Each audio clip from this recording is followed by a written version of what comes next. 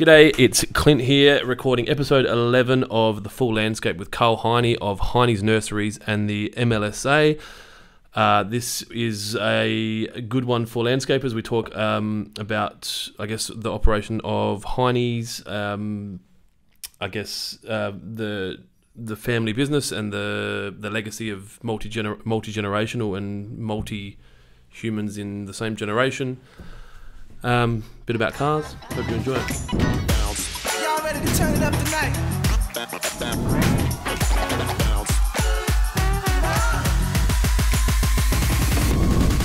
If you really wanna fly, hands in the air, let the music. So we're here today with Carl Heyne from Heynes Nursery, and the MLSA would be the titles that would be relevant to. Are you still involved in MLSA? I chair MLSA. You chair? Yeah. So no longer a board member. No, I elected to step down off the board. I remember. You were there, weren't you? Yeah, I was there. Yeah. I was sitting at the back. I was one of the naughty kids at the cool back getting drunk. Cool kids. Yeah, I was gonna say cool kids. So Carl with a C. With a C. Do you have a nickname? You played sport. Everyone just calls you. Usually nicknames are shorter, rather. Yeah, four letter. So C Dog. Yeah. Sea Dog popped out every now and again. That got construed into Chi Dog for a little while. Carlos the Conqueror. That's sort of like a. And this is when you were playing. Yeah. Is it called gridiron? Football. Yeah, American football. Yeah. Yeah, it's called gridiron here in Australia. Yeah, but it's American football. So tell us a little bit about. So you're I guess what your role is at Heynes, and then I guess how that ties in with MLSA and how you got involved in that. Yeah. Well, I'm general manager of Heynes Wholesale Nursery, which is a division inside of family business. Yep. We're a fifth generation company. Fifth generation. 5 generations. Yep. Soon to be 6, I'm sure. Your kids keen, or some kids are keen. Yeah. Well, we've already jumped off topic. That's normal. We'll just thank Tim Harper for the inspiration. Yeah. So my cousin's son has shown some interest. Cool. So I mean, he's been out and about and had other jobs. Yep. But yeah, he's shown some interest. So I think that's good though. Yeah. Like if you walk straight into the family business and it's I you've agree. never known, you'll never know. Yeah, I agree. I wish that I had an opportunity to do a bit of a sabbatical, sort Too of, late now. perhaps after school, and yeah, that would have been good. But So general manager. yeah, general manager of Heynes Wholesale Nursery, which is the tree and shrub growing facility out where we are at Burton. A relatively recently defined role. I mean, I've had the role for some time as sort of, I guess, the senior manager. But So people would come to you, Carl, this is happening, can you help me with this? Yeah. But, in a family business sort of environment, those roles have always been fairly informal and certainly not necessarily titled. Sales manager's been my title for a number of years. So I've sort of, I guess, been pushing more towards the sales side of the business. But before that, I managed production and, I guess I'm one of those typical stories, start at the bottom, work the way up. So you've done it all. Yeah, and because it's really easy, I guess, when you work in a family business for everyone to just have this, like, you're basically, it's all automatically yours because, daddy's given it to you, or it's just kind of handed down the line. So you started it. Yeah, I did. You've been through the whole role. I think, for me anyway, my father was pretty clear that he wanted, me to really have a good understanding of the operation, all aspects of it. And to be honest, when I graduated school, when was that? Showing my age, 1993 when I graduated. We'd only been out on that site for 10 years, so still a lot of development. And it was, my father was still very much involved in the expansion of the business, and he was the strongest manager in the in the family business. And there certainly wasn't the size that it was, so it wasn't like I could just be parked into this spot that was gifted. How many staff are there now in that part of the business? Yeah, it does fluctuate seasonally, but 35 is a pretty good number to so sort of throw around. Now that there's 35, a manager needs to be a manager. Yeah, of course, yeah, and certainly dividing up those our divisions into departments as well. I very clearly have a production manager in Rick who's been. He's picked me up from primary school. Pretty sure I met Rick when I was there last. Yeah. So he's a lifer. He's been there since he was 16 years old when we were at Martin. Yeah. But, so we have a production manager, and Rick and I work very well together. Yeah, Adam said, like, he's an integral cog. Yeah. Like, or if not the integral cog of that facility. Yeah, so. Absolutely. And not only from a operational point of view of our business, but I think also, you know, in the actual nursery community. Like he's a pretty gifted nurseryman, you know. You know, him and I will work a room pretty well at a lot of functions, and because he knows the room. Yeah. I think well, I think I know the room, but Rick knows the plants. Or the room knows him. The room knows him. That's definitely true. But you know, he's sort of like our living plant Google guy, which is really handy. Yeah. I've never really taken too much time to understand horticulture as much as I should, considering that I supply materials to the market, and I guess, you know, it's too late. You know, you talked about the sabbatical. Like, I'm too far in. I'm not going to go do a horticulture diploma or anything now. Yeah. But it doesn't. It blows me away. Obviously, like Paul Jackson was, you know, when he was doing what he was doing, he's doing commercial stuff now. So it's, I guess, not as plant centric, but the stuff that he knew and the experience, and like the fact that he could look at any tree and deliver the Latin name, the whatever the common name, and why it's growing that way, and you know, there's guys like Paul are gifted. Like, it's passion. It's not just I work at a nursery. True passion, and you know, and I guess for the people that don't know Paul, like, you know, he comes from that horticultural background. He was actually an employee of Heynes Garden Centre for a number of years, and I think he worked at Newman's, worked at Heynes. Yeah, he has quite a long like nursery. Botanic Gardens as well. Mount Lofty. So you think about that pedigree, like and then when you add that to you know general passion for landscape, and then also work. Yeah, but then also to have the vision as well, like because it's, I mean, the design as well. It's not just the plants. He's not like some plant guy that, you know, that people rely on, like in landscape. Like, he's able to sort of put all that together. Yeah, guys like him are incredibly gifted.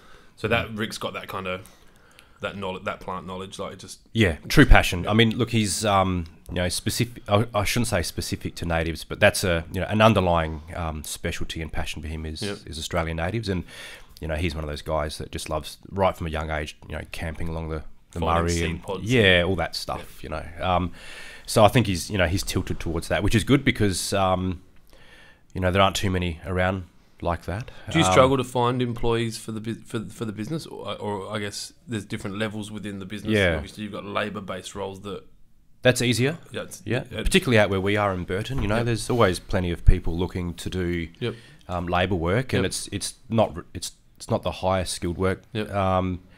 They need to have skills training around the work. But once that training is achieved. And you can achieve that training in fairly short amount of time. But you know, in those sales roles, it's actually extremely difficult. And you know, and I'll be honest, I think it's one of the biggest difficulties that the nursery industry will face in the future is a genuine skills shortage. Yeah, I'm starting to feel that for us. I feel like Waterpro is a bit of a breeding ground for young talent, and that will be like one of the biggest challenges will be the poachability of my team. Yes, because we're growing them and maintaining them. So Heynes, you've got the wholesale division. So what does a day look like at the business? Not so much for you, but what processes occur? So obviously a lot of landscape clients that we deal with have been to your facility and they know what you do. For someone that hasn't been there, what do you do from, like, does it start from seed? Does it start from, what are they called? Tube stock? Where do you go? Like, what do you do? That's a good question. So, you know, we've moved away from propagation as a part of our business operations. So, you know, we buy stock in juvenile stock, from propagation nurseries. We've got a pretty good network. We try and buy local if we can. But we have some national suppliers as well for the particular license lines mainly. But you know, so that stock we take in juvenile form in like tube stock or plugs, which will grow through. So a plug is sizes. It might be a tray with little bits. So you know, like you'd buy different size plugs. When you buy like from the hardware shop, you get those little punnets of. Yeah, so that would be like a 6-pack. Like a 105 plug pack would be you know, about this bigger. Okay, cool. Up to the camera about that big. 105 in there. You know, they're quite small. That doesn't work for all product, of course, but you know, take juvenile stock in. We'll grow that on. We'll grow it through to 140 mil pots, 200 millimeter pots. You know, a lot of those work their way through into the retail industry. I think we're recognised as being a major supplier into the landscape industry, but you know, and maybe dabble with retail. But retail is actually quite a big part of what we supply. Not only the independent garden centres, which we've had, you know, a lot of them have been multi-generational relationships. but also into the supply chains as well. But we'll take that stock and grow it through to advanced sizes. So what's the oldest you'll grow? Like, is it 7 years, 10 years, 12 years? Like, how long does it take you to get to the oldest stock that you've got? Yeah, well, I mean, it depends greatly, obviously, on the size of the stock, which would also depend on the product as well. Some plants, and I had this conversation with Rick this morning, some trees that we would love to be able to have into large sizes, sort of almost, when I say speculative, it would be for contract jobs for large developments, but you need a crystal ball. So and that's one of the craziest things about that intrigues me the most. Is how do you know? Like, and you don't. Well, yeah, I mean, you look at a crop that might take 3 years, 4 years to grow, and we're putting it on the ground, in quantities that are relevant to commercial supply. And to commercial supply today. Yeah, commercial supply. In 3 years or whatever. Well, we plant it now, and plan for commercial supply in 3 to 5 years. But who knows what may happen with government legislation, government change, all sorts of stuff, climatic changes, water availability, and even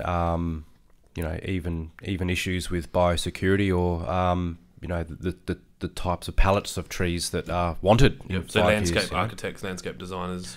Yeah, which I guess is why, and I know that you and I have spoken previously over a number of years, over the last couple of years, about really trying to. I won't be able to have a crystal ball, you have to, and I'd love to have a DeLorean with the factory fitted flux capacitor or whatever, but I can't do that. So the next best thing is to plug more directly into the people that specify those plants, and it's got to be a two-way conversation. It's funny at first I was like, what is it that you guys want? But then at the same time, coming back is, well, what's coming next? What can you give us? Yeah, what's coming next? And that's, I guess, one of the questions that I often ask our guests is, what trends are you seeing in the market? So, I mean, that's probably there's probably 3 questions for you around that. What trends are you seeing in general in the landscape market, but what trends are you seeing in the plant supply market, and then what trends are you seeing in the plant growth business? Because there's so many different, and they're all sort of connected, but do you find that landscape architects, the one thing that comes back for me all the time is Pittosporums or Pittosporums, depending on how you're going to say it. Back when I was probably watching TV, and every TV show, every Jamie Jury was always, we're doing a hedge of Pittosporums here, a hedge of Pittosporums here. And when I did my backyard, I said something to Jacko about it, and he's like, nah. Yeah, because they can be so fickle. No way. So then there's the Maria hedge or the whatever. No horticulturalist. Oh, you're doing well. What happened? Like, what changed that? Like, do Maria, has that always been there, or has it just does a really well-known landscape architect start speccing them and they see them on TV and then everyone wants them and then you're like, geez, I haven't grown these yet? Like, is that how it happens? Oh, there's definitely that.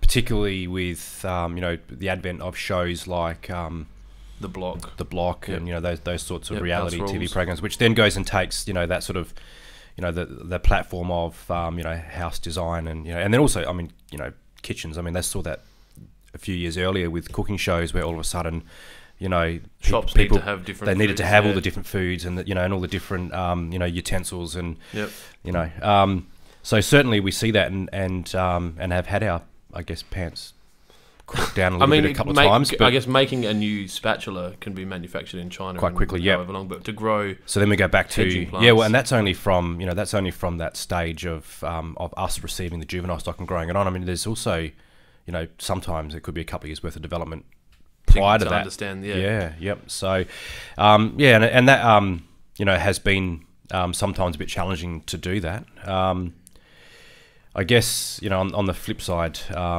At the same time, a Jamie Jury or one of those, the Dave Franklins and all those that we see on TV, they're also restricted to what's available at the time when they film it too. So, and a lot of times those shows are being filmed and going live straight away. They're not, it's not a 2-year delay. No, that's actually a very quick turnaround. Very quick turnaround. And that's probably one advantage, that they are going to nurseries that are holding stock. Yeah. Do you guys drill down to a point where you try to, I mean, this is a really weird question, it just came to me, like where you grow plants that grow quicker to get more money, like to profit from them? Can you look at that? Then you start so I mean, you start crossing over into sort of lean thinking and real manufacturing type thinking. Or you can't. It's just like, you certainly can. There are certainly shortcuts that can be taken to get cost out or to increase crop turns. And so maybe not shortcuts. It probably sounds a bit dirty, but I guess I mean, Yeah, no, I understand what you mean, efficiency though. gains. Yeah, but, and I think you got to balance those out. Yeah. You know, for us, you know, I'm jumping around a bit here, but Yeah, that's fine. our location where we are is out in northern plains of Adelaide, and it's really harsh environment. Yep. You know, and you know, and it's certainly. You know, that's a challenge that we face, and I try to turn our challenges into strengths. And you know, it's not a particularly hard sell to the landscapers because I engage them directly. But you know, quality is subjective, Yeah. and you know, having that stock out there in the northern plains where it's extremely harsh at both ends of the Yep. spectrum, and we're in a frost zone. We get extremely cold, harsh weather out there. I remember, There's not a lot of protection around you. no, is there's there? not, Like, it's and this is the point that I'm getting to, and also heat as well during summer. I remember a couple of years ago, you know, we hit like 49 point something or other wherever we were, wherever Yeah. it was, and it was in the middle of like this really long, you know, internationally acclaimed yeah, record so it wasn't, breaking. not last year. It was like a about 3 February or years something. ago. We were well, like and it 14 was days over shocking, 40. yeah, and it was shocking. Now you know you can take trees from a cool climate, and our industry is getting more national. Like you know, it's actually quite easy to source stock from interstate, and you know you bring in product like an Acer from a cool climate, and you can look at it and realistically and understandably, you know, a garden centre operator or a home consumer or you know could look at that and go, the quality of this product is that deep, rich claret red, you know, and you look at the stock that we grow out where we are. Then I'll come back. I'm working my way back to your point. Is that you know there'll be like a brown margin around the edge of our leaf, you know, and you can look at it and go, well, the quality's there with this cooler climate, you know, Melbourne Ranges kind of product, but I would challenge anyone to plant that stock out in November. Come back in March or April and have a look at that product and compare it side by side, and then reevaluate what what quality is. I would say that the strength of our product, the adversities that it faces, you know, is actually a benefit. Is actually a benefit for it. It appears now to be a weakness. Yeah, so it's on the purchasing day. Yeah, so it's easier for me to engage landscapers about that because I speak to them directly, and Well, for them, especially if they're a repeat customer as well. yeah, exactly, and they start to actually bank on that quality. But of course, you know, for them, like to put it into real terms, like you know, if plants fail in the landscape, like their That's customer their contacts them, Yeah. and then no one gets paid for that time, and then they contact me and we talk about it, or you know, whoever the supplier is, and you know, so you know, their much like us with you know people like BioGrow with you know their quality growing media, you know, our product is one of the ones that they probably hang their reputation on the most. So you buy. So yeah, I was going to say. So the growing meat. So you've got pots, soil, and I don't want to sound disrespectful. Soil, dirt. Yes, Fertilizer, potting media. fertilizer, water, or food, water, and the plant. Yeah. Pots, dirt, food, water, plant. Mm-hmm. So you need to basically get a good mix of that. Yeah. And then that's where you get your reputation and the quality of your stock from. Yeah, but going back to that point before though, is that you know we look at the trend. There's a lot of trend in you know a lot of like Cravo type systems, which is about sheltering product from the elements. You know, yeah, like the sort of opening closing type infrastructure, and you know protect it from the extremes of heat. But then letting it have it when controlled. Yeah. But the idea of that is to actually speed up the crop and protect it from you know damages. And going back to that comment or the question that you made before is that I mean there's ways that we could speed up our crop turns and you know take some of those shortcuts to get stock out you know either sooner or you know but. We generally sort of have to look at it from you know what is it we're trying to achieve, and you know we're not looking for you know we're not you know moving stock into retail you know we sort of like we are moving into retail, but what we recognise is that our product can't be tampered with from a quality point of view. Just for those metrics. You know there are things that we've done, don't get me wrong, to you know, and we can ingrain better quality as a result of doing it. You know, like you know we went through a bit of a capital works project of spacing our stock out. You know, like it was a bit of a sell, but you know we'd get less stock on the ground at one time, but we actually get more crop turns because we're not having to and that's just testing. Do as much work on it. Yeah, to get it you know thicker and more basal growth, and that's what the landscapers want. So everything we do sort of you know tilts back to that landscape perspective about you know the higher quality stock with recognising the subjectivity of what quality is. So if it was like obviously in the grape market, you've got those low cost plump as grapes that they used to make cask wine, and then they've got the really well looked after, maybe non-irrigated, low yield quality grapes that you make like a high end red out of. You're more down that end. You guys want to deliver a quality product. Yeah. You don't want it to be like fake beer. Yeah. Do you know what I mean? I'm not suggesting that anyone else is fake. No, and that don't use my anyone that takes offence to that. Remember, I'm an idiot and I just sell plastic. So, but we certainly have to, and I guess the trick for us is then that we then move that quality landscape product into retail, which is in itself a challenge as well, because we're then we're benchmarked on our cost price. That's right. Because it's just a plant. It's just the same plant. Yeah. I mean, for me, if I walk into a nursery and I don't know you, I don't know. Without the benefit of that conversation directly and the repeat, I guess, custom between us. Can you do training? Do you do training at that retail level for those shops? Like, do you go in and talk to their nursery people? Yeah, a little bit here and there. I think probably, in the last few years, one of the biggest hurdles that I've tried to tackle is crossing that barrier to be able to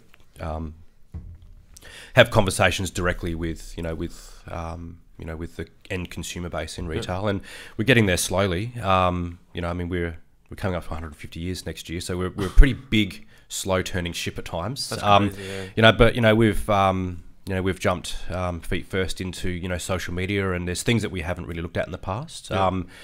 And probably the hardest thing right now is that the conversation of collateral on our product. I can spruik the SA Grind brand as much as I like, and that's your brand. That's our brand. That's owned by us. Yep. And it's sort of, at the moment, it's a little bit of our corporate identity, but it's really my vision was that it was more of a almost an accreditation stamp by the Heyne family. Yeah.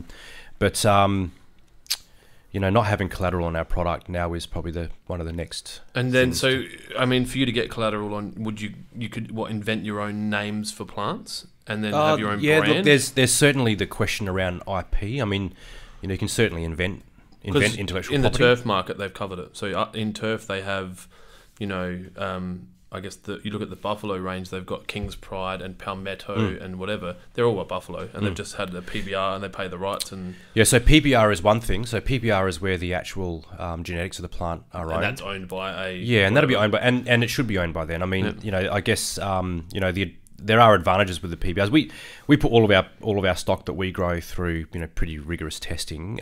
We don't mind paying a PBR royalty, provided that we can justify it at the end, and some of them are just clearly better plants, and I don't know that people would realise it's not really a topic that gets covered a lot, but a lot of those PBR plants, like there could be 5 or 10 years worth of development into those, and money, and lots of money to get to that point. They breed and breed and breed and breed to get these particular attributes into into products, and there are some really great examples of that, and some of them are extremely important, So that the PBR is one thing, but then a significant part of what we grow is common lines as well. Which if the genetics. What's an example of a common line? Photinia robusta. Yep. Everyone knows Photinia hedge. The landscapers are going to be putting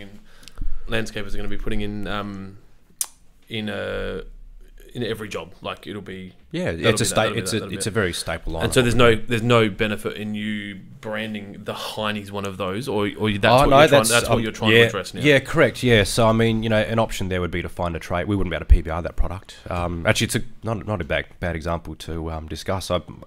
My grandfather could see the benefit for Photinia robusta coming into the Adelaide market. So he actually has we have a little bit of a personal connection with robusta here in Adelaide.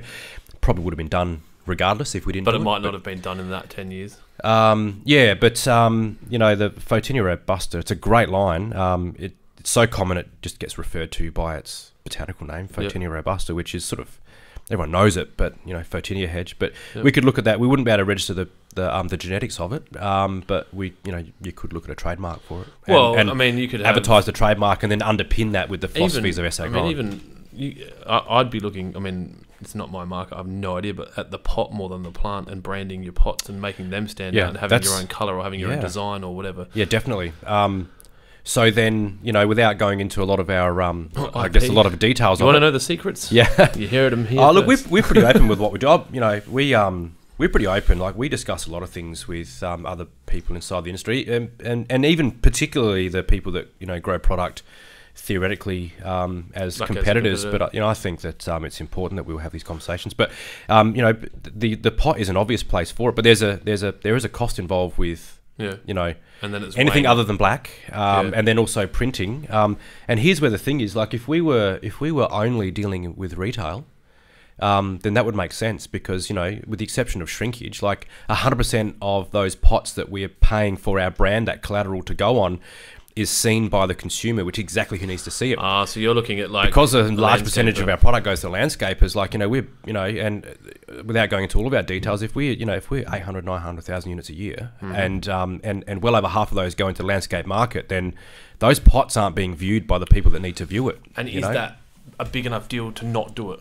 Because maybe it doesn't matter and they just have to be done because that's you got to rationalise it properly. There are also lines that you can look at and go, you know, they're 50-50. You know, some of them are quite significantly high in retail. So you could you could call the plant something different and it's still the same. Can you do that? Absolutely. So you could call it like just a robust something, and then that could be that plant. Yeah, easy. Yeah, cool. Yeah. So there's ways around that. Yeah. But like I said, that's I think, and this isn't unique to us. Like, you know, if you go for a walk through garden centres now, you know, you'll see some we're one of those industries. There are a lot of old family-owned nurseries, you know, who haven't had a lot of, you know, IP ownership.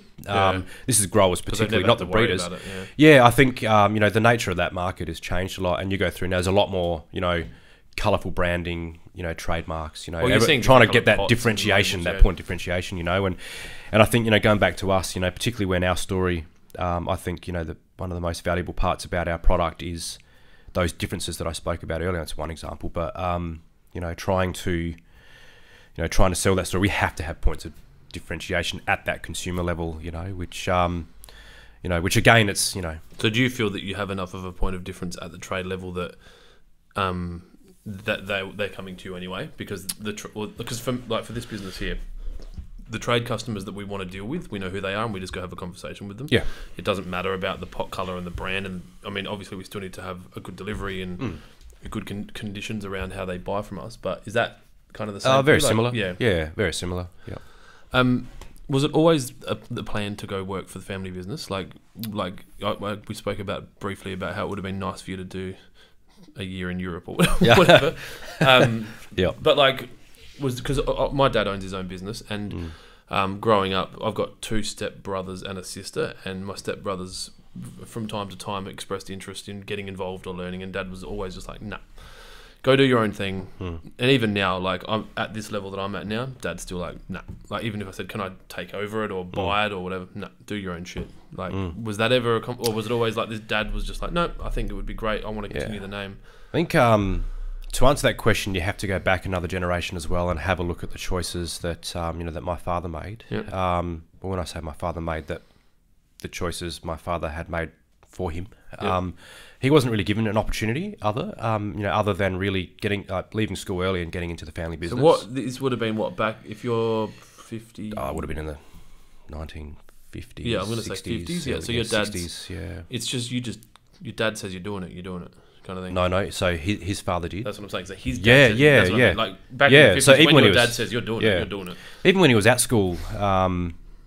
Even when he was at school, he was working in the business before school and after school, whether it be wrapping seedlings or, you know, he often talks about the family days down the beach were actually disguised as family days down the beach. They were really, you know, you know, jumping into the old truck and driving down to, you can't do it these days, but driving down to, you know, Semaphore or that sort of area and you know, forking up all the seaweed that's there and then using that back in the growing beds and stuff. So, so even their time off was working. But that would have been pretty funny.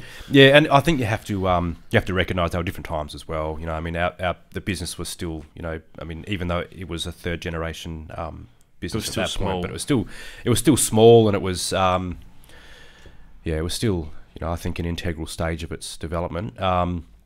And my grandfather was he was a loving, caring person, but he was an exceptionally hard worker, and that was sort of, you know, pushed down into I guess both of his brothers as well, but you know, with Roger and then my father, Gary, and so I mean he was I guess never afforded the the time to play sport, and pulled out of school in year 10 to go work in the family business, and was valuable right from a young age. I mean, even at that stage, Because he was such a hard worker. Oh yeah.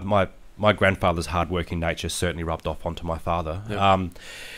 And I greatly respect him for that. I think what happens there is that you go to that next step, and my father, I think every father, and speaking now as a dad, like everyone wants to be able to give their kids what they weren't able to have in some way. Yeah, and or what they wanted and they didn't get. Yeah.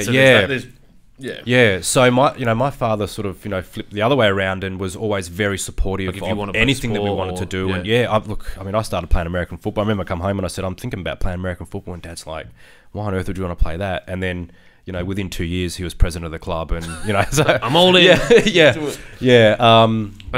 Adam played as well. Adam played a season. Yeah, was always involved around the club. Too fat.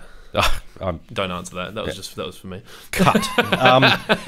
It's American football, man. You can be any size. Yeah. With me, like it was never like when you leave school. It was always in fact, I would say we probably didn't have a lot of discussion around what our futures were. I think looking back on it now, I think I always knew that I was going to leave school and get involved with the business. Yep. I'd be sitting in the family home, and there'd be like this fine portrait of E.B. Heyne, my great grandfather, looking down into the lounge room. I mean, there's a lot of subliminal messaging there. I think maybe that had an impact. I'm not sure, but look, I always wanted to do it. I always wanted to be like my dad. I always wanted to do what he did. I enjoyed the time that we spent together at the nursery, and it's funny. The biggest expansion that our company's seen is with underneath my father's management at Burton. I didn't see a lot of him as a kid, and so the time that I did spend with him, I think was manufactured on the back of let's go kids, together. Let's go to work. We'll have dinner. We'll go have dinner at the nursery. Dad would go to work and come back and cook breakfast, and then go back to go back to work when Mum took us to school, whatever. But so I think I got a healthy dose of being around the nursery, being around my dad, and that's what made it inviting for me. But going back to... you got those positive childhood memories, and now you're like, I feel really comfortable here. Yeah. Yeah, I get it. Yeah, the only thing is, like, I don't think I had a real awakening from a business sense until a bit later. Like, I can see the real value in, you look at family businesses like the Coopers, they really... I couldn't speak on their behalf and say they enforce it, but I know that certainly, you look at the narrative of the senior managers that come through out of the Cooper family, like they've all gone and done like, a lot of tertiary education, high profile type stuff, and then they bring it back in and they use that skill, That's right. And it wasn't until much later that I went on my own personally driven, I guess, it wasn't a sabbatical. I wasn't given the opportunity to do it away from work, but on my own personal development.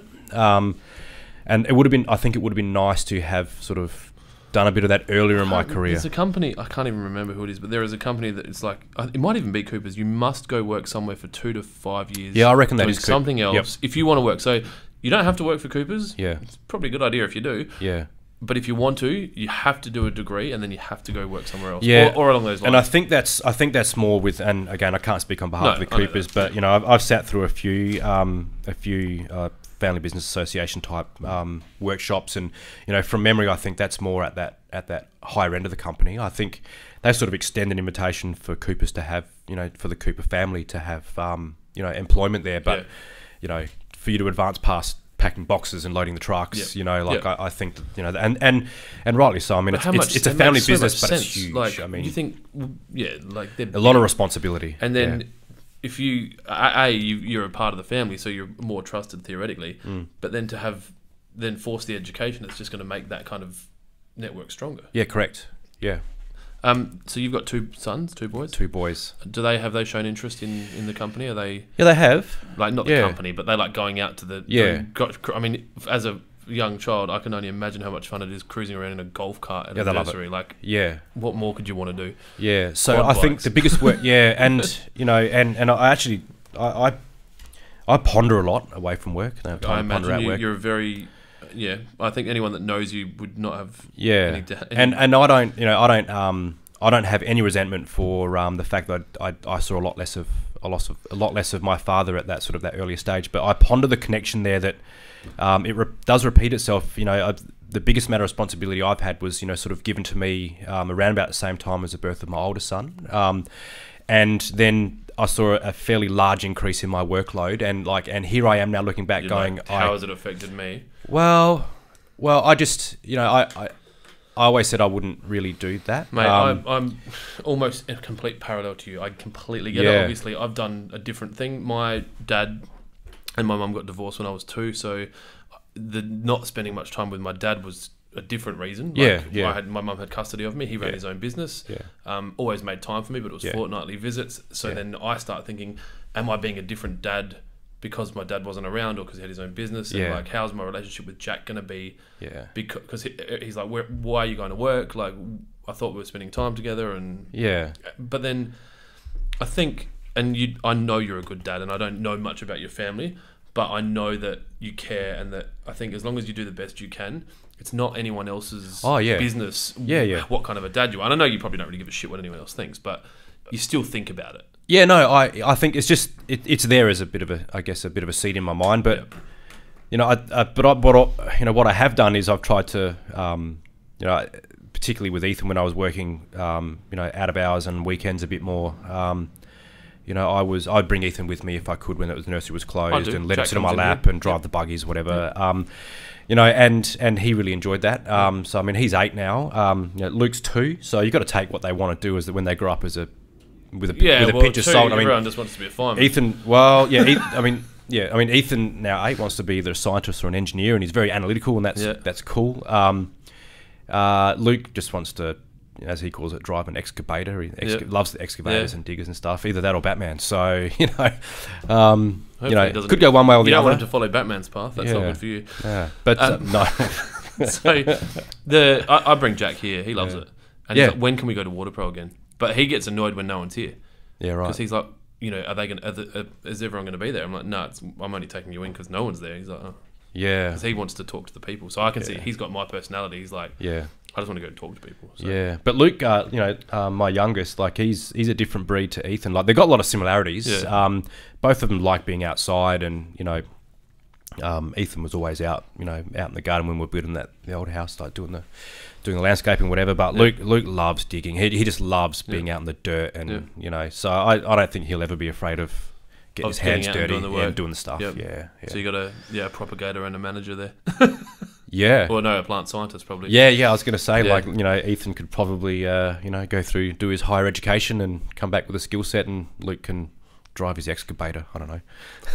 We touched on this before, I guess a little bit. How important is it for people to be buying locally grown plants? Like, is it, I guess, aside from the economics, like obviously supporting local business keeps money in the state and all that, and everyone knows that. Well, I wouldn't want to say aside of that, I think it's actually a really important part of the narrative. Yeah. Like, I'm not trying to make it sound like a sales pitch. Yeah. It is a part of my sales pitch. Well, mate, I'm the same. Like, we're a South Australian business. Yeah. But I mean, I think, where we are, particularly now, there's a lot of social value of green life is going up. I think people are recognising not just the economic value, but the social value of green life. And, and with that, I think the nursery industry and the landscape architects and landscape, I think that there's a genuine connection between us and urban green space, which is, important for people. So I think that there's, from like a mental health and comfortability and happiness. And some other economic things as well. So I think it's important to recognise the important role that we play each individually, but that we play in our local community. So I think it's equally important to realise or recognise the importance that the businesses play in the local community as well. I mean, I do a lot of commerce with businesses from the eastern states, and also compete against some of those same businesses. Yep. Some of our biggest competitors are in the eastern seaboard. I'm yet to see an eastern state nursery, really support a uniquely South Australian community project. So I think it's important to actually pay respect to the fact, and to pass over it. Yeah, and those community projects. I mean, considering I don't have any collateral on my product, and we've never really had a public profile out of the wholesale nursery. We've got involved with those things just because we recognise it being an important part of our local community. I think your businesses have a responsibility to get 100%. Involved. So, I think, and we don't do that for the commercial side of it. It's nice to be able to tell the story, but Yeah. but Well, I it gives you but I something think to if put the on your Facebook page, but you don't yeah, have to do it. but I mean this predates all that. I mean, you know, well, or to talk about it at the pub, and it's yeah, not, yeah. it's not. You don't do it for those reasons. No, but I think you know, when I put that back to me being a consumer, and I think I think it's important to look at Spring Gully as a good example of, you know, where I think when the community was actually provoked a little bit, they recognise that they are actually attached to those things and do value those things. And So if I mean, if they're gone, yeah. So I think, you know, I think that you know, I didn't mean to cut you off with the no, it's all good. It's your podcast. and certainly there are things that are aside from that, but I put that on a very high platform. Yeah, and I think the reason why I said it that way was because I feel that we've done such a good job in branding, buying SA and brand SA and all that, and maybe it's probably you and I are like, yeah, we agree, but the state hasn't quite got it yet. Yeah, But I've just gone. It's like we all know that. But it's yeah, still but also probably when not you go to enough. the shops and it's a matter of economics, like, you know, I think people still look That's at the, right. the Well, costs, I you know. find, like, for me, I feel that Waterpro, being a South Australian business, we still have a responsibility to be competitive and be South Australian. So that if it's exactly the same price or within 10%, people will go, I'm going to go there. But you can't be double. Like, it's just not realistic because correct. households can't. Yeah, correct. You can't justify it. Yeah. What about from, I guess, the plants surviving? Obviously, you've said being where you are, your plants get blooded. You didn't say blooded, but Yeah, I can't understate the importance of that. Yep. You know, because if we import plants from northeast Queensland and plant them down here, they've grown up there. yeah. Look, even shifting from microclimates can cause problem. I mean, it's an incredibly, it's an incredibly tough ordeal for a plant to be moved out of its environment, transplanted, pot tapped out, new soil. You know, like, I mean, even just the transportation. You know, And so can the be- failure rates that people are like demanding of 5% or whatever, like of plants not surviving, is that unrealistic, or is that about where, you know, obviously when you do a commercial landscape, there's going to be some that don't survive because of the transport microclimate. Yeah. It was just a bad plant. I'm not sure, you know, like that's realistic, 5%. Yeah, I'd be disappointed if there was 5%. It So happens. you'd though. want 1 or 2. Yeah, look. Yeah, well, I mean, yeah, why not? Yeah. The trouble that we have as a grower though is that, you know, there's a lot of conversation around tree standards as an example, like the Australian tree standard, and I get the importance of that because, you know, there are I think that they're a bit too metric driven. I think that practices and principles should be probably discussed more than the actual caliper of things and measurements of things. But So you're talking about leaf. yeah. this- It's mostly yeah. it's mostly the I mean, there's a little bit of stuff above the ground, but it's mostly so root zone. Yep. root zone type, which is what you can't see. But you know, so there's all of this conversation around, you know, what makes a good tree. But there's no real standards around what happens after that. You know, As in how they get. but put we'll into the grow ground. we'll grow something for 3 or 4 years, and it's like and we wave goodbye to it when it goes out the gate, and, you know, it could be subject to all sorts of horrendous, you know. No, I get it. We had the Stuff, same issue you know? with turf. Turf farms, obviously, that's all they do, right? Yeah. Like they grow maybe 3 varieties of turf, kikuyu, some kind of cooch, and a buffalo. And every time they get a phone call from a client, it's like, your turf's dead because you guys are shit. Like, it's not because of the soil prep. It's not because of the fact that concrete was washed on the... Like, none of that. Yeah. It's just automatically assumed. So I'm not particularly cynical about that either. No. Like, it's the reality of it. Our plants are an indicator of, you know, I mean, not only are they an indicator of their own health, but also an indicator of all those other things that can happen to them in that environment, you know, during that process of being Scary transplanted. business. Like, when you think about Yeah. it, you've got so many variables that can completely... I mean, I don't want to talk doomsday shit, Yeah. but, like, you don't have enough water, or it's too hot or too cold, or a disease goes through your whole... Yep. You know, it's that on edge all the time, isn't it? Yeah, Like, I know always. it sounds really dramatic, but Yeah. it is. Yeah, it is. Yeah, yep. And you have to. I mean, just internally, that's a big thing, you know. Like keeping things clean, making sure you're identifying diseases. Yeah, of course, yeah. And look, I mean, and there's legal obligations as well. I mean, it's not just the obligations from our own operational Economics, practices. There's actual legal obligations as well, legal Because responsibilities. national biosecurity. Biosecurity is huge. I mean, it's, you know, like myrtle rust is a great example of that. You know, like there's a real responsibility for us to do the right thing. Thankfully, we're not in a zone that's affected by myrtle rust, but you know, if we're not doing if collectively we're not all doing the right thing, then we're all subject to the to the bad management of that stuff. You know, but yeah, going back to it. yeah, it's an awkward spot to be in sometimes to have those conversations, especially with a client. Restorative, where you have a great relationship that's right. with them, and it got, might not even. It also can be the end consumer putting pressure right. back onto them as well, and you know, we get it here. Like something died, and they say, "Well, we didn't do it." Yeah. Like, well, the controller times have been changed, and they're like, "No, they haven't." Yeah.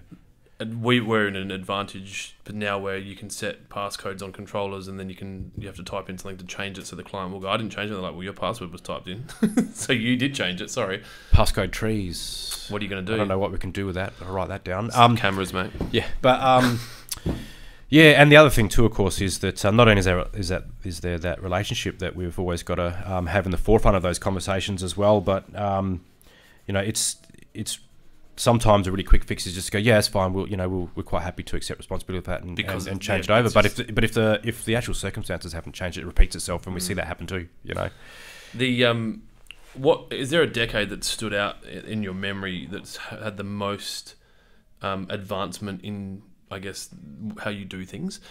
You know, like, is this the decade, or was it like 90s? Not so much your business, but in nursery.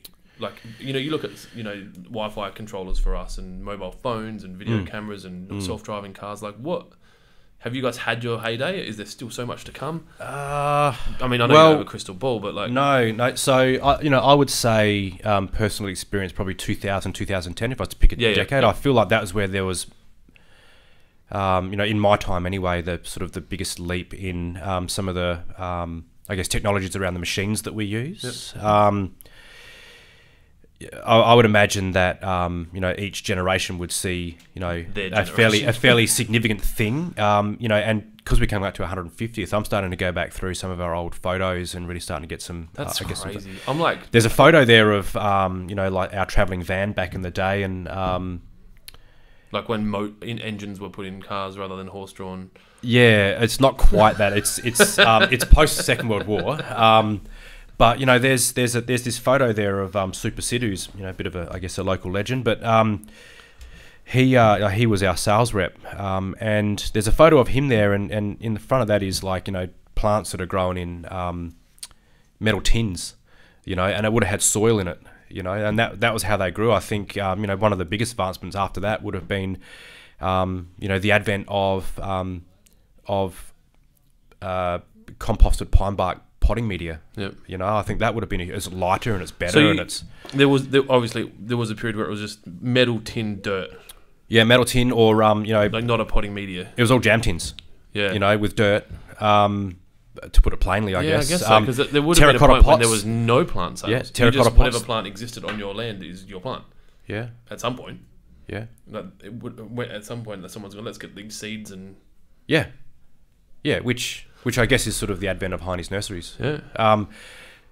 But also terracotta pots as well is another thing. I remember my grandfather used to talk about growing in terracotta pots with soil, you know, with actual like clay soil. Yeah.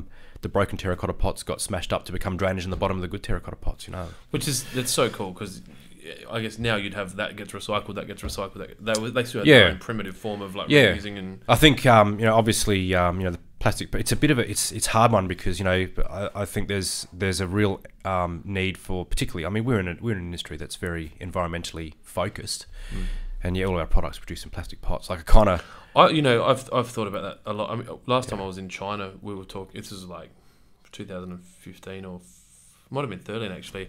I was looking for biodegradable pots, but you got to find that balance between it sitting in your yard long enough that it doesn't biodegrade while it doesn't degrade while it's growing the plant. But then as soon as it gets thrown, it can break down. And then when you compound that with going back to conversations earlier about points of differentiation on the shelves, and, you know, there's this real sort of, you know, retail science behind it, and you know, I think it would be a pretty bold idea for a garden centre to be stocking plants that don't look their best. I mean, there's no doubt that a nice shiny black pot looks better on a shelf than, you know, than some half-eaten, you know, biodegradable pot. Yeah. You know? Are there recycling systems in place? I mean, there are. You encourage people to bring their pots back? Do landscapers bring them back? You guys don't get involved at that level? We certainly recycle our own pots, ones that are used sort of internally. Wash them? Well, there is that. We also have... there is also, I guess, not reusing but recycling program as well. So I mean, it costs us to do it, but our product is taken away and used. Used as my understanding is that as a It's probably irrigation. munched up as I think from memory it's used as a form of biofuel, which sounds absolutely counterproductive. But there was documentation around it from the EPA suggesting that it's better for the environment than gases and stuff. Jesus. So I don't know. I think from memory they use it for cracking concrete or something. I can't remember. But Yeah. Which I would still prefer. You know, there's still that niggling feeling of, you know, gee, there's so much plastic. Yeah. But then is the greater good bigger than that? And can you even measure that? The fact that you're getting more plants into the world and making the world a better place. Yeah, correct. But you're also kind of plant. Yeah. You know, there's that. Yeah, I think you have to look at a If lot you of get those bogged down things in with a that, level of pragmatism. Yeah. You know, Otherwise I think. you'll go crazy. Yeah. And then what do you do? Yeah. What would you do if you didn't do this? If you could just go flick a switch, I'm no longer involved in Heynes Nursery, my most desirable job, and you've got the education to do it. You don't have to go to uni. What would you do? Like if you go, I want to be a lawyer right now. Oh, you've stumped me. That's the idea. Yeah. And because you're really intelligent, so I wanted to get you with something. Yeah. That wasn't even the thing. With the, I think with the well played. I think with the advantage of having already undergone my career. Yep. You know, I considered You don't a few. have to change. No, but I considered a few years ago, and Deanne and I spoke about it. I quite like. I thought about studying landscape architecture. Actually, I have a genuine sort of, you know, I think tilt towards like the work that they do. So when you're meeting with these guys, you're really like you're looking at their plans and you're enjoying. Yeah, and I see it as a great platform. And look, I mean, AILA, like Australian Institute of Landscape Architects, you know, they have this sort of platform they come from, which is about being custodians of the environment, you know, and that's quite a big thing, you know, and I like the work that they do, and I find that attractive. Yeah. Okay. Yeah. That's pretty cool. I was like thinking race car driver or like. Yeah, Batman. I want to be Batman. Yeah, everyone wants to be Batman. Yeah, Batman. Okay. So we've talked about technology.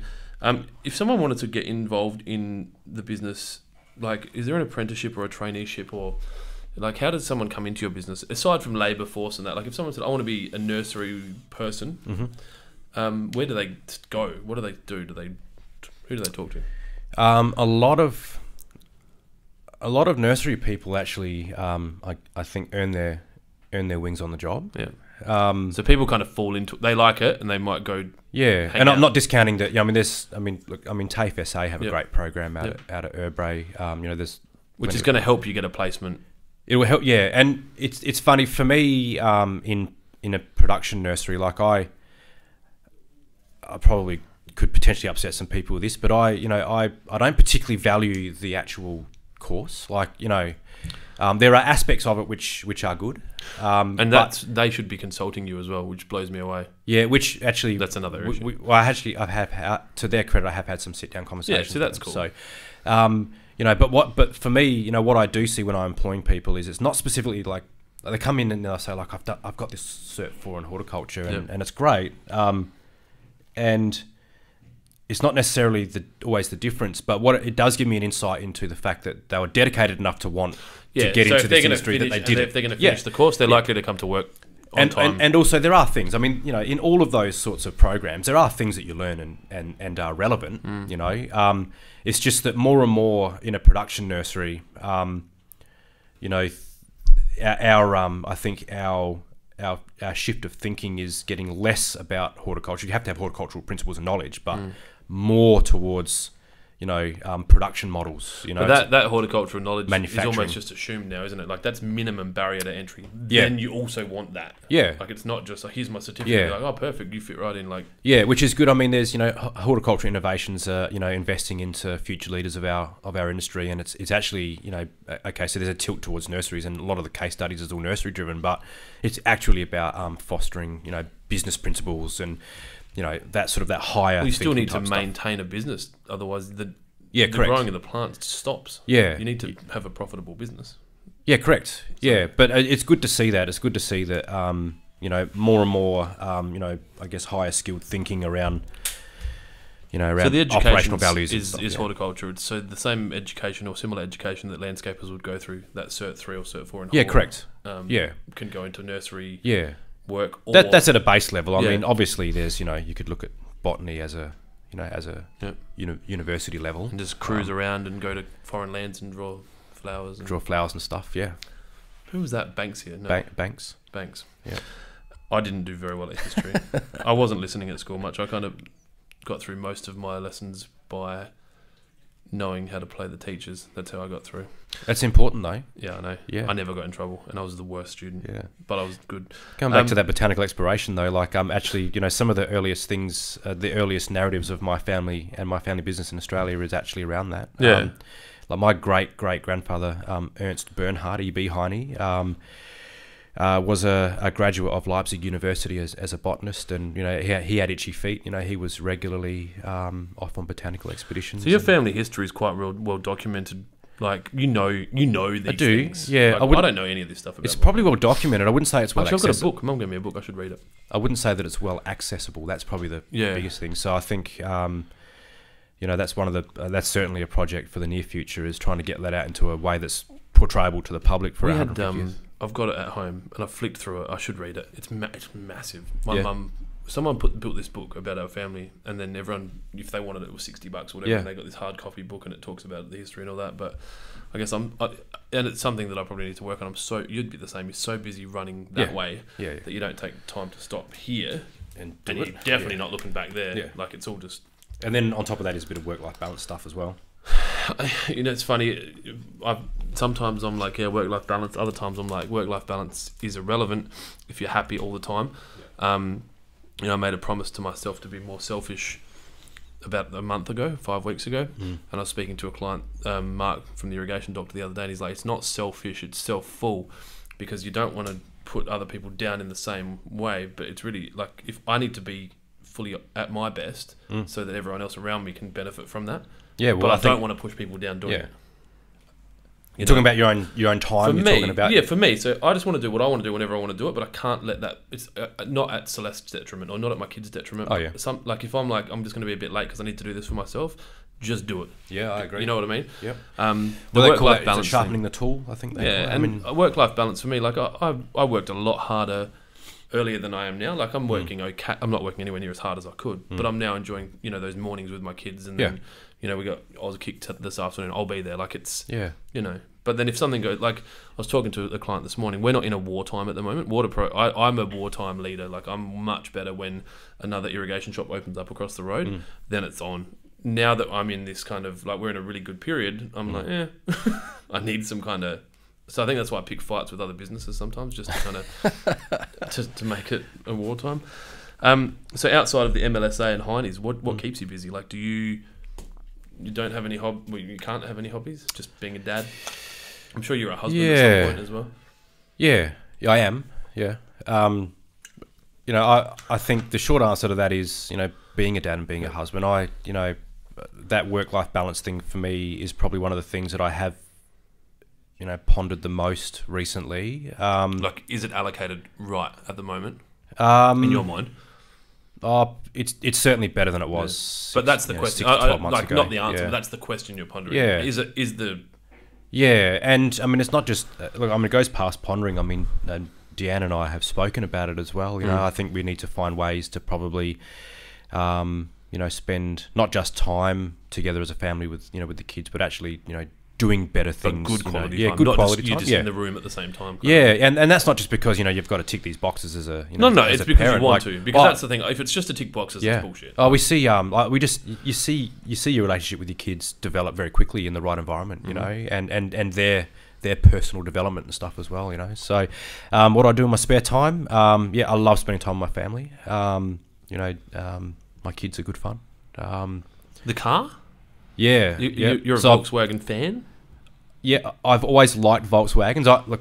As far as cars go, like I've always loved Aussie V8s. That's always been my thing. And I've always had them.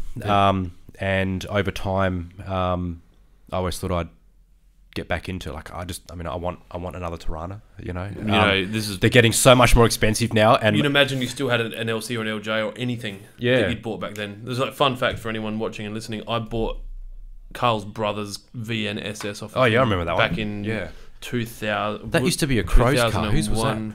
What's that? It used to belong to one of the Crows No players. shit. Mm. We'll say Was it Andrew Gallagher McLeod, or something? someone No, called. yeah.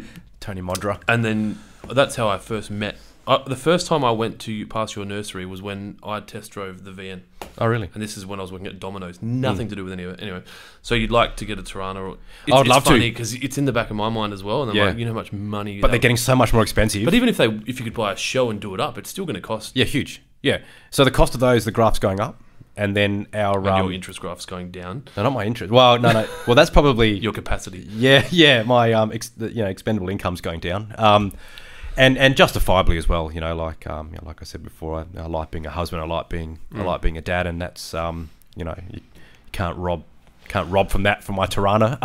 No. So yeah, when I friends of ours, their grandfather, or as the kids call him, Big Pop, had a 1962 Volkswagen Beetle that was an absolutely beautiful thing, and he showed some interest in selling it one day, and I took an opportunity to buy it. So I spent a bit of time sort of cleaning that up a little bit, and for a while there, as my budget went down for that little toy in the garage, I always thought I'd pick up something like a BSA Lightning or like an old English motorcycle, and but motorcycles are incredibly selfish. Forget about dangerous, but selfish. Well, I was going to say, it's dangerous is another level, but it's just you. But I sometimes you need want that something selfish as well. Like well, I still have my motorcycle. But maybe you I have need a selfish motorcycle in 10 or 12 years from now, not now. Yeah. You know? But then I look at Luke, and I mean, he's 2. He doesn't just jump off the arms of the armchairs like the couches. He'll climb up onto the back and jump over the arms on.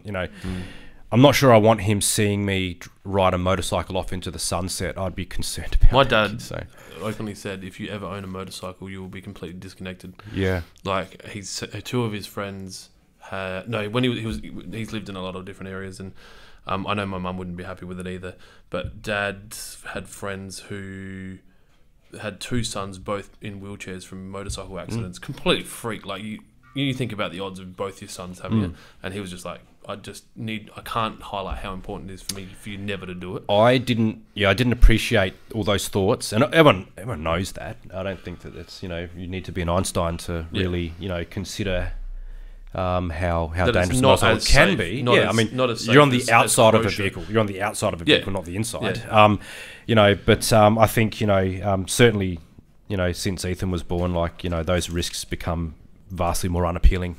But even doing playing American football, I hurt my back not doing anything. I sat on this chair and hurt my back. That's how unhealthy I am. Yeah.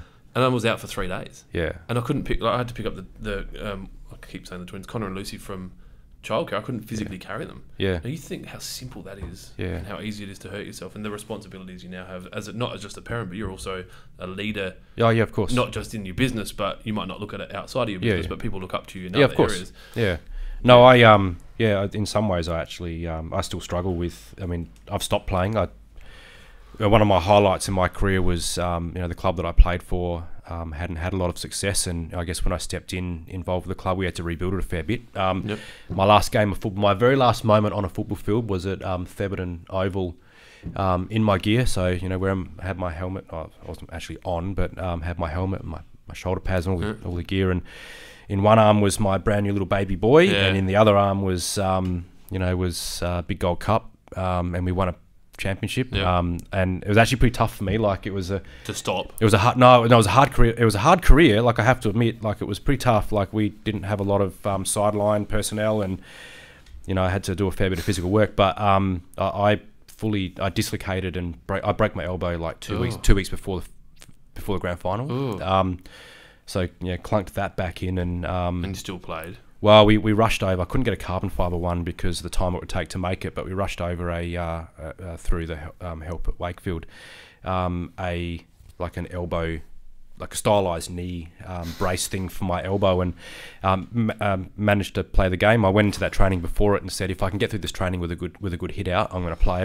I was not going to risk the championship for the team just because of my own selfishness. I was defensive captain. I was defensive captain and play call and all sorts of stuff at the time. So I kind of also had this A like responsibility to be the responsibility leader, as yeah. well. Yeah. So anyway, yeah, went out. I had a good hit out. Went out and I was at the tail end of my career. I wasn't certainly at my best, but I thought I had a pretty good game. So yeah, to be able to finish off with that. Got the cup, And I got a photo that's with like I said, my brand new baby boy in this cup, and you can still see the champagne dripping off my ears and my nose and stuff. I think you can read on here because it was a painful game. No, not my plays. I was pretty good at remembering that, but the only pain is the champagne is written on my strapping on my wrist. So That's a tattoo, eh? yeah, Have you got any tattoos? no tats. There's your first tattoo. That's got to be it. The only pain is the champagne. Yeah. Yeah. If But you- yeah, so 1962 Beetle. That's the other thing I do. Yeah. If you were a plant, what plant would you be?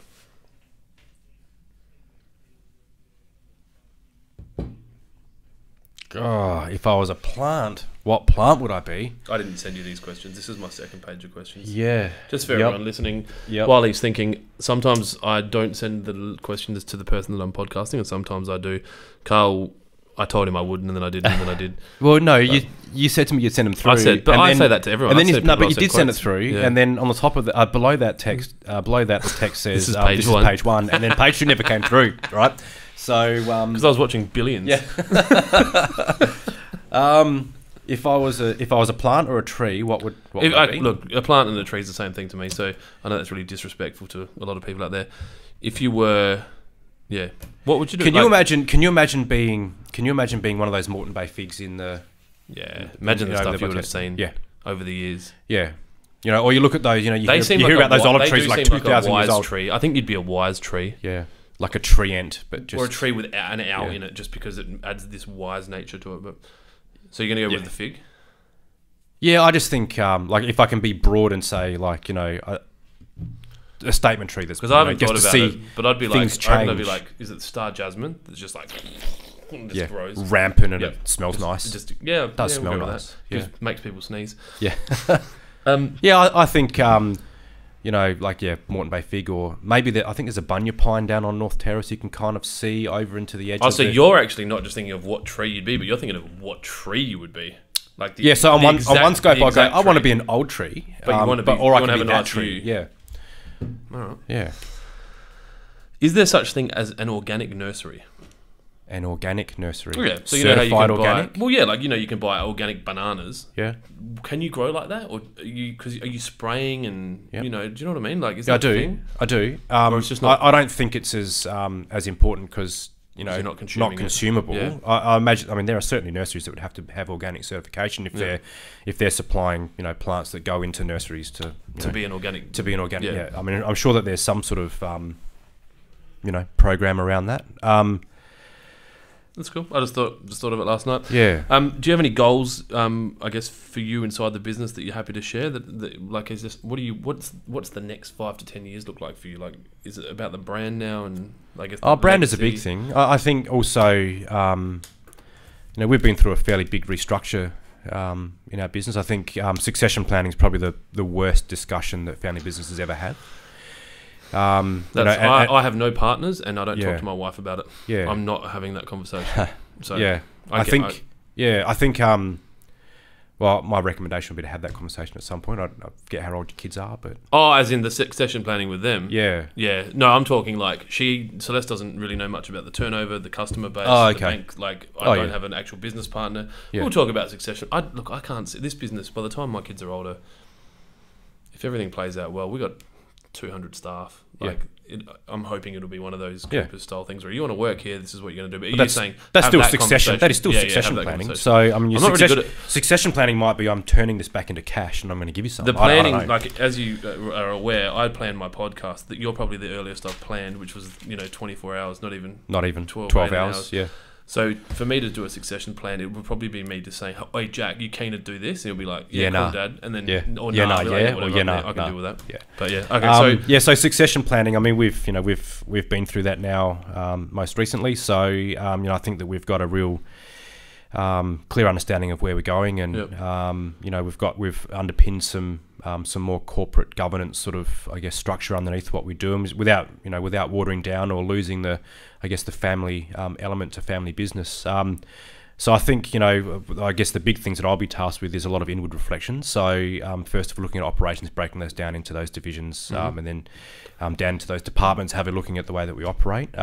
So certainly that won't be seen from the outside so much. I think that with that will probably come some more relevant stock and maybe better quality stock as well. I think you can always hunt for better quality.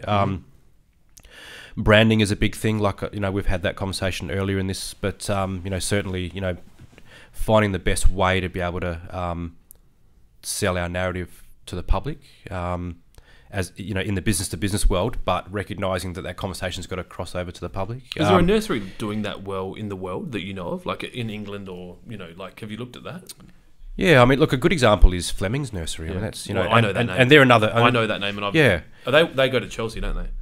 They have been to Chelsea, so they'll sponsor a Chelsea garden. So they're very well branded. They are, yeah. And I mean, the Flemings family and the Heyne family have a long-standing relationship. That's another multi-generational family-owned business that we've worked with, and our relationship with them would be measured in decades, not years. Yeah. And I mean, their business model is different. I mean, they've moved over, like they've really lineated. Like they've got, they own a lot of IP. They grow the stock in ground. They sell that out. They grow their stock in ground. Yeah, so all their berry stock is grown in ground in the Monbulk ranges, which is dug out. I mean, it's not as simple as just pulling out, but they pull out. Sorry, I'm so disrespectful. That's okay. Oh no. But then there's that, and then they've also, inside of their operation, they do commercial landscape install as well. So I mean, that's a different kind of model. I don't know that I would want to do that personally. I think Adelaide would be too small for that for starters. Plus, also, I genuinely think that not that it's a matter of integrity with regards to Flemings. I mean, they've seen business opportunity and gone with it and done very well with it. But I think aces in their places, kind of thing. Yeah, I just our business model has for since we've gone into that landscape supply market, is maintaining that relationship and the integrity of that relationship. If we installed irrigation, I'd have less customers. Yeah, it's pretty simple. Yeah, which is exactly what our thoughts are. So but moving forward, I think I think it will allow, like, this restructure and our new governance model will allow probably more agile, more quick thinking decision making as well. I think allow us to be a little bit more on point with things. An opportunity to bolt on other operations if they're a good fit. We've got next generation products, which is a bolt on to what we do that Adam manages. Yep. And I think that's a pretty exciting thing. I think we're already in a place in the market where we have quite a large database of landscapers. We've got direct access to landscape architects, and Adam's a very innovative thinker as well. So and he did have that time away, didn't he? He went and ran Amaroo. Yeah, he did. And whatever other crazy antics Adam got up to. I don't know the gap between when I bought the car and Amaroo, but I'm sure there was some fun there. Yeah, so he we should get Adam. That's his brother. Get him on as a podcast. Yeah, he did purchase he did purchase a landscaping business, Amaroo. Yep. I mean, we were supplying him. So they were doing a lot of work. Obviously he had a taste, and that gives him such an advantage. I guess you guys such an advantage when you're not stupid, but when you've been on the other side and actually done it, he's had hands-on experience. You're like, this is a problem when we can't get this on time, and this is it's incredibly valuable. And that sort of and with that came the advent for him with synthetic turf as a product that he was supplying because of the nature of his business. When the opportunity came for him to step back into the business, there was a bit of discussion around what should be done with Amaroo and next generation turf, and it was presented to us, and we went. We went with the option of bringing the next generation brand over, but not Amaroo, because obviously that was then that. Well, then there's a conflict of interest there. So. Whereas we had that market there to be able to move the synthetic turf into, which is a little bit of pride swallowing for me. I think I'm a fifth generation horticulturalist. Yeah, look, I get that as well. I mean, we've had multiple synthetic turf companies approach us to sell it here, and I've said no continuously because it contradicts what we're doing. But every day that goes by, there's more. I'm like, it does have its place. Like, it's not necessary. I wouldn't use it, but there's a lot of people that do use it, and they use it successfully, and they smaller areas or areas indoors? We've got it in one of our high offices. high traffic areas, areas that have low light. I mean, there's horses for courses. There's certainly a product that that has its place, and I think Adam's. We were lucky that we didn't have to take Adam's business and then sort of install other principles into it. Like right from the outset, all he's wanted is good quality commercial quality product, which is what you do anyway. It's just a different product. It's those, exactly right. Yep. So then, of course, with that, Adam really had an opportunity to personally develop around, importation and allied products. Because that's a big deal. Like, last time I actually saw Adam when I was in China last. We caught up at the trade show. Yeah. Oh, recently? No, like 2000. When I was in China last, not when I was in China last. So back in 2013 when I was looking, I was looking at some grow wool stuff. I was looking at like pots, garden lighting, just trying to get a sense for what we could do, and it was very aces in your places thing. I'm not an importer, and I wanted to stay in my lane, and every time I've stepped out of my lane, I've crashed into a wall, and it's cost me between monies. Yeah. So I just went, let's just not do that. I'll find a lighting manufacturer that we can work with and do that. I'll find the best, but obviously Adam had that anyway, so correct. It makes sense, but it's hard. Like it's dealing with foreigners firstly, importing. Currency exchange, lost stock, and a big challenge. It's a big challenge, and Adam's very good at it. I mean, it's almost the perfect job for him. That's right. And then he also, and it's not just that side of it. Like he's very good at communicating the landscapers. I mean, he just. I mean, other than the fact that he has the experience there, like he's got personality. He's got personality and builds very good rapport. Well, I knew him before I knew you. Yeah, and. Him and I clicked. Like I click with both of you in different ways, and I've always said that. Like you guys, it's crazy to see that you've grown up in exactly the same household, from what I understand, under the same parentals, and he's probably like your boys. Like just one of you's the scientist, and one of you's Batman. And Batman. Yes, Adam's Batman. Yeah. But like there's so many similarities. Actually, when I was talking to you on the phone yesterday, I could hear Adam's voice. Because the voices. But when I'm with you, it's not the same. Yeah. So anyway. So I guess what is there anything that you want to spruik to this audience at the moment? Like, what's important to you? What do you want to be telling our clients, or to the landscape market, or to the landscape designers and architects? I mean, do you want to be communicating better with them?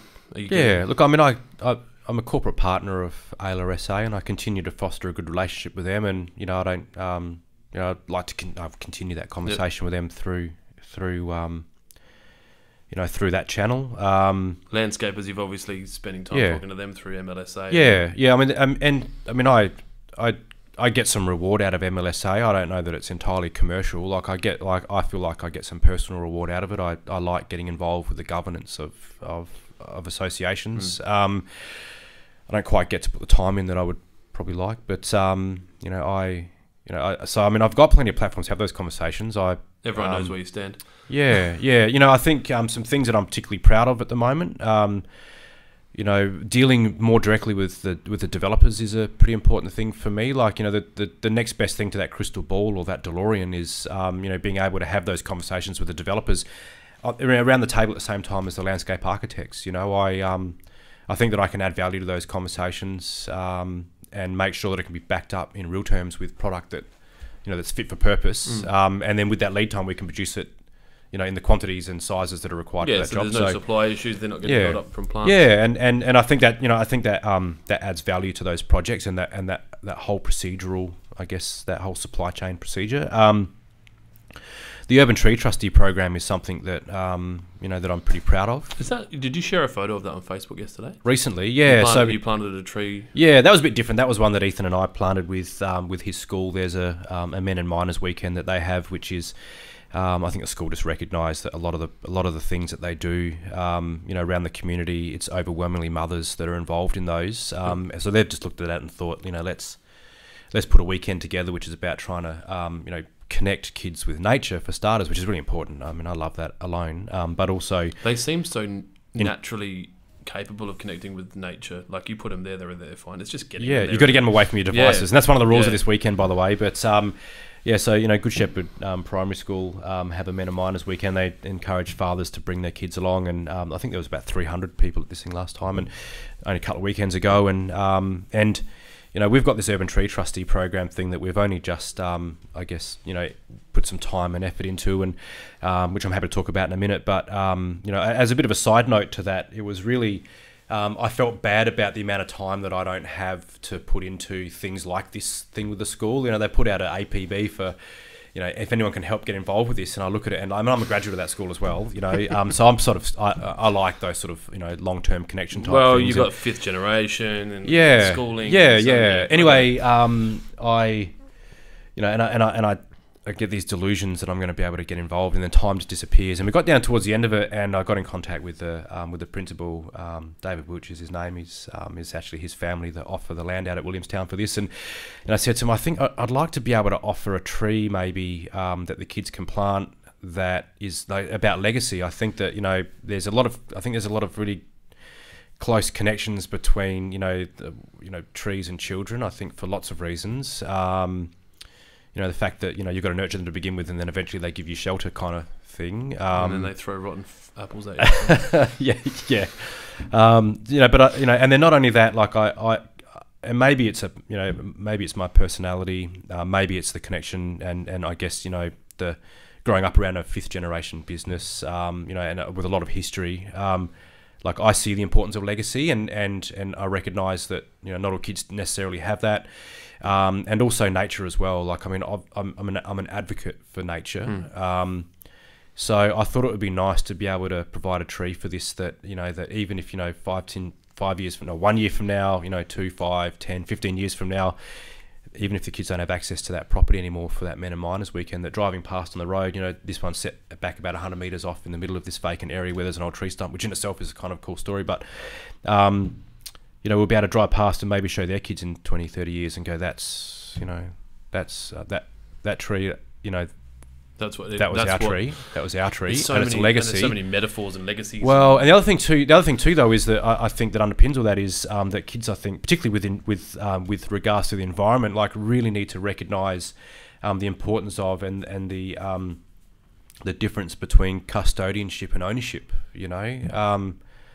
And I invited all those kids to share the custodianship of that tree. Yeah. So I shouldn't say unfortunately. I enjoyed it because it was good fun, but the kids didn't get to actually get their hands dirty planting it. Like, it was all organised at very short notice. But like one of those where the politician digs the first bit of soil, and you're like, you're not doing any work on this site. And I dug the third bit, and then then I conditioned the soil, and then someone comes in and actually does the.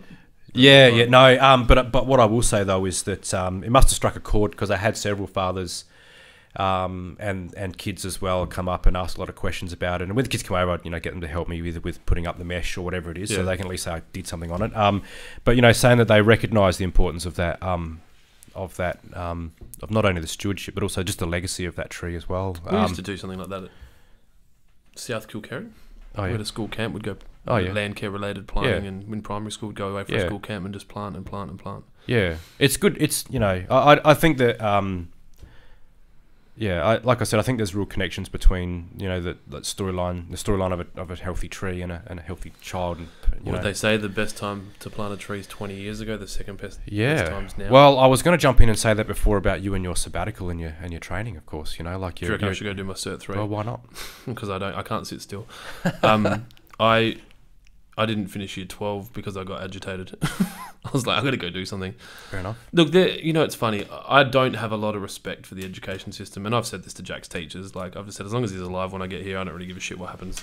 And, they're like, well, look, I know you don't care, but he's doing well. And I said, I do care about him doing well, but I just don't believe that the education system is developing itself as much as it should. I watched a TEDx last night by a guy called Jack Delosa, who's the owner of the Entourage in New South Wales, I think, and he's basically created education for entrepreneurs and business people. And there was a slide, I think it was Harvard Uni, the year that he did this, took $4 billion in revenue and spent $0 on course development. Because, and you think about, like you said it before, like the Cert 3 or whatever it is there, it's kind of cool for you, but imagine they'd spend $100,000 or $400,000 develop, and they don't have the money. I don't get it, making it current. So I'd rather go for me, if I wanted to learn about plants, I'd say, Carl, I'm going to work for you for 12 months for free. Yeah, I'm just going to be your right hand guy. You tell me what to do. That's what I'd do. I wouldn't go. Back, I wouldn't go to uni because I don't need the piece of paper.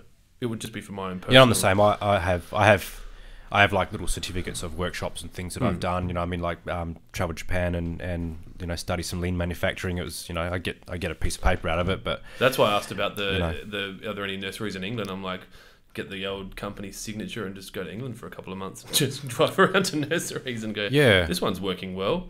Yeah, yeah, and I wouldn't say that that's not something that'll happen. It'd be nice to be able to benchmark internationally. I certainly spent some time on the net looking at, you know, what's happening out there. But cool, man. I know you're a busy man, so I'm not going to hold you up any longer. There's no further messages you want to deliver. Just be sensible about your plant purchasing. Buy local. Yeah. Be nice to everyone. Yeah. That's it. Thank you so much, man. Thanks, Clint. Carl is very busy, so he's going to go now. If anyone's got any questions or comments, please feel free to put them underneath all our socials. We'll link you to all of Heynes' socials. The social for the Urban Tree Trust. Urban Tree Trustee. So I'll throw something underneath. Urban Tree Trustee is on Facebook at this stage. sagrind.com.au will have links to all those bits and pieces. Get in touch via that. Keep an eye on what we're doing. Cool. Thanks,